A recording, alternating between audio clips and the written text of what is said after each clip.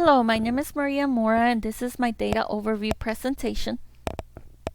The school I will be presenting on is Dalton High School, which serves grades 9 through 12.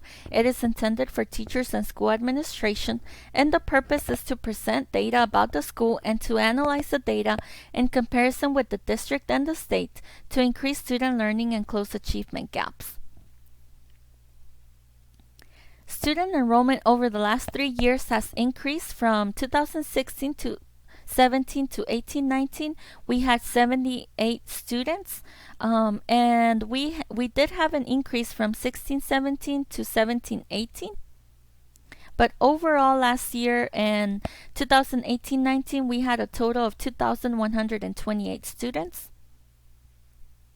We have had more females than males enrolled over the last 3 years, as you can see in the graph. And we have had a predominant population of Hispanic students over the last 3 years, with an increase of white students and black students over the last 3 years. We also have had an increase in multiracial students. Last year, 2018-19, we had 67% of our students being Hispanic.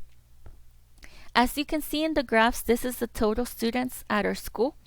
And for our students who are eligible for free and reduced meals, we have a high percentage, and that is 65 of our students being eligible for free and reduced meals. Over the last 3 years, that's been consistent. And for students who are economically disadvantaged, we had 64% of students last year, and this is also pretty consistent over the last 3 years. So that accounts for our school being a Title I school. Our student mobility rate is 6.8%, which is low, so we don't have a lot of students enrolling or withdrawing.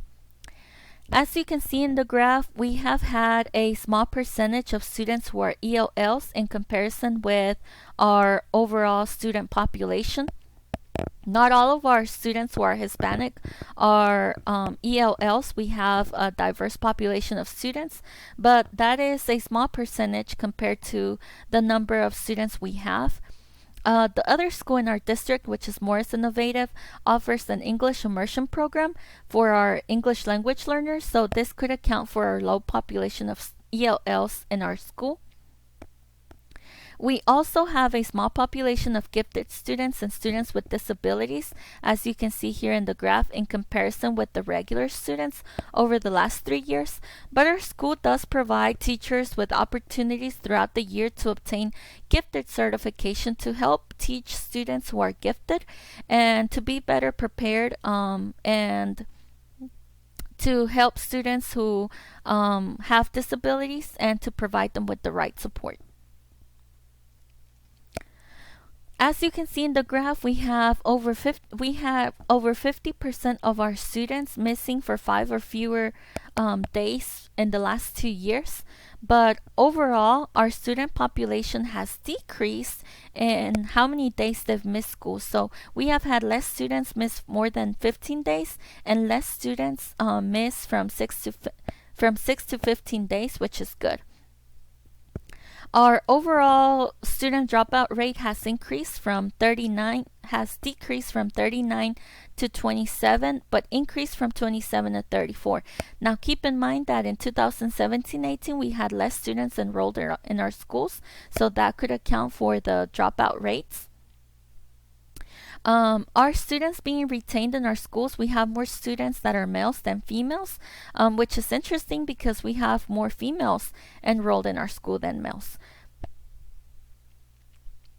Between 0.1 and 1.4% of our population of students have been in ISS and OSS. As you can see, we have a smaller percentage of ISS students than OSS students. And last school year, we only had 2 students who were in ISS and 19 in OSS out of 2,128 students.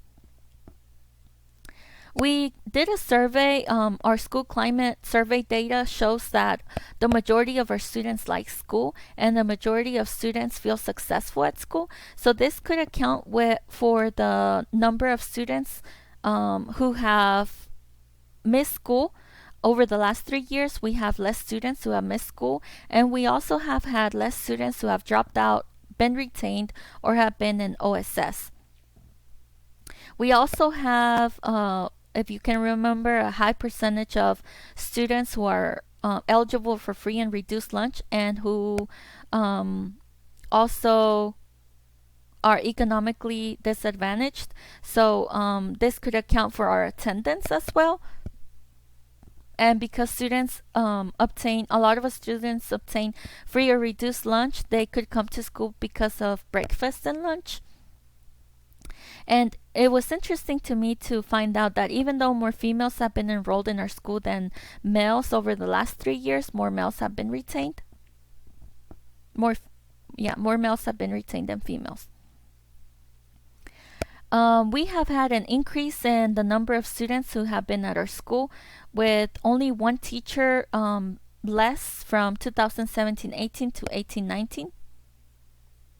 We have more females than males at our school, which also correlate more females than male teachers at our school, which correlates with the number of students, female students and male students at our school.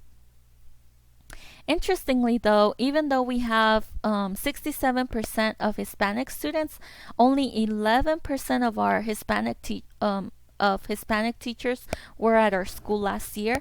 And we also have had a steady increase in the number of Hispanic and multiracial teachers that have been in our school over the last 3 years. Interestingly, though, last year our Black population of teachers and students was the same, it being 5%.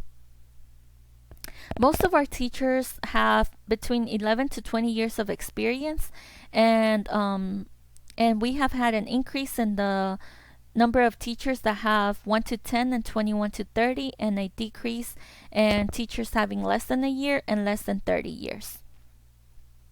Most of our teachers have a master's degree, and we also have had an increase in students obtaining a bachelor's degree. This is our EOC data from 2016-2017. At the school and district levels, we had more students who scored at the beginner level in economics. So here's economics, and here's economics at the school and district. We had more students who were beginners, but we had more students who were beginners in biology. And then we also had more students who scored proficient or above in biology at the school and district level. So at the school and district level, we had more who were proficient or distinguished in biology. And then at the state level, we had more in 9th grade lit and US history. And this is our total number of students at our school.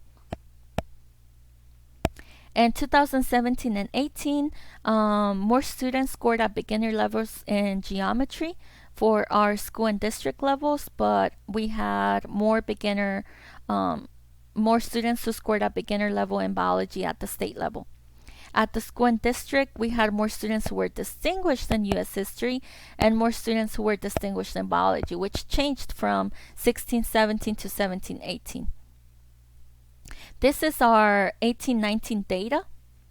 So more students scored at the beginner level in geometry, which is consistent with 17-18 data at the school and district levels, but more students scored at the beginner level in biology at the state level. There were more students who scored at distinguished levels in geometry at the school and district level, and more students who scored at distinguished in 9th grade lit at the state level. We only have 2 schools in our district. We have Dalton High School and Morris Innovative, but at Morris we only have 447 students enrolled. So that's why you can see on our data that our school and data results, our data is very similar. But we actually scored better than our other school in most of our areas. The percentage of students scoring at or proficiency was consistent through all 3 years, as you can see here in the data. But our school scored better than the district, but not as good as the state in all 3 years. Over the last 2 years, this is our data for geometry. Over the last 2 years, there was a small increase in the percent of students who scored at proficient or above. We had a 4% increase at our school and the district, and 2 at the state level. As you can see, we had an increase in proficient and distinguished in this 2 years than we had this year here. The school has had more students scoring at above or proficiency than the district, but less than the state in geometry over the last 3 years, which is consistent with our overall EOC data for our content areas. More male students have scored at or above proficiency than females in geometry. And then also we have had even though the majority of our students at our school is 67% Hispanic, as you can see here for geometry, most of our students who have scored at or above proficiency are Asian, followed by white. 2 areas of improvement are circles and statistics, and 2 areas of need are congruence and similarity and equations and measurement. As you can see here, from 2016 to 17, the percent of our students who scored at or above proficiency in equations and measurement decreased. So this is an area of need, but they increased in circles. Now this could be because circles is taught the second semester and our EOC is given the second semester, so maybe most of our students are retaining that information since it's taught more recently, and equations and measurement is seen throughout the year.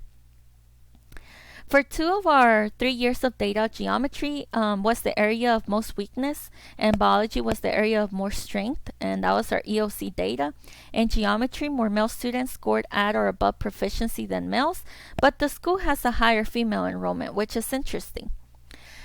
Because there are only 2 schools in our district, we had similar results, but in geometry, our school scored at or above proficient better than the district.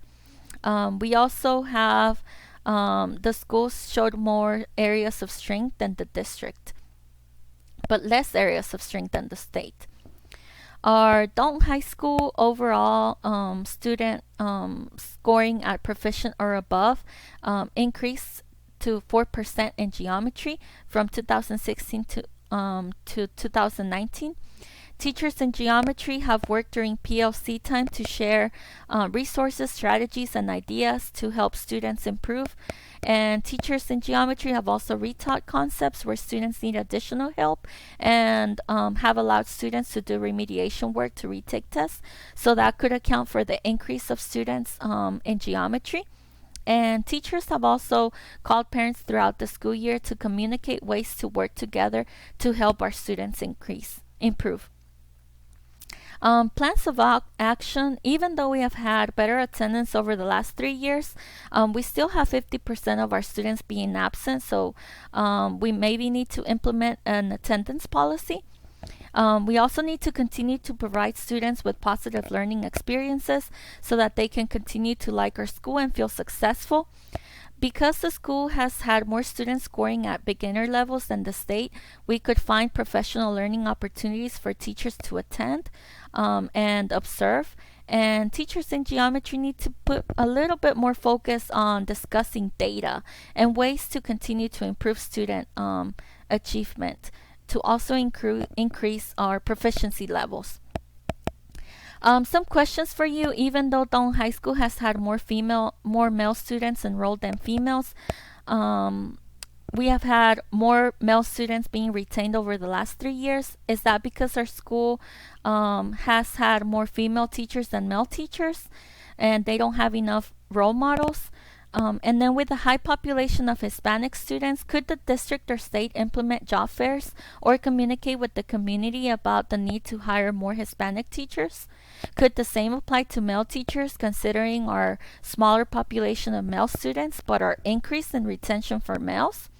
And then what about professional learning opportunities and resources? Could we provide more or different opportunities for teachers to help them to enhance their instruction and student achievement? These are the references for the presentation. Thank you, and I look forward to hearing from you.